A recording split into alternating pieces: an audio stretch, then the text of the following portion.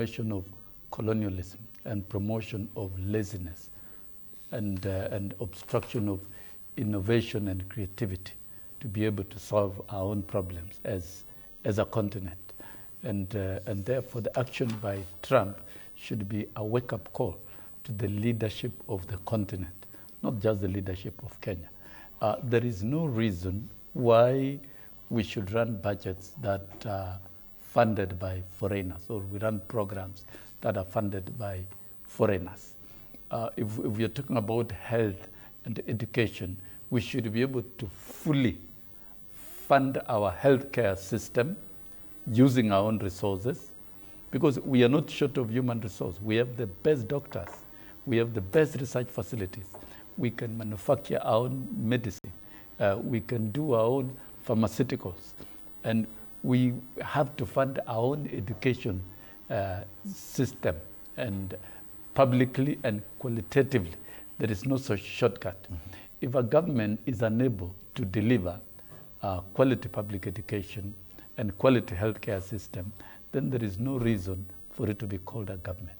If a country calls itself independent and you are not able to deliver quality healthcare and quality education, then you're not an independent government. Yeah, the reality on the ground is that you're still struggling with that. Health, no. We're still not able to spend 15% of our budget. We are struggling because of poor strategy, poor framework, wrong ideologies that we have in place. Because instead of devoting our efforts to tackle those particular issues, we are shifting the responsibility to donors. We have to win our country from donor dependency syndrome, and I think where should that conversion start? We are already in the budget making process. President Kibaki was able to mop up domestic resources right after he came to power, to the extent that the national budget was funded at 95%. And I don't see any reason why you should even fight finance bills, complain about having this piece of news coming at a time when the budget policy statement is when we're able to raise our own resources and finance our own budget. And let's now look beyond the borders and open up Africa, remove the boundary barriers, promote the intra-African trade, talk of value addition of our own minerals and goods.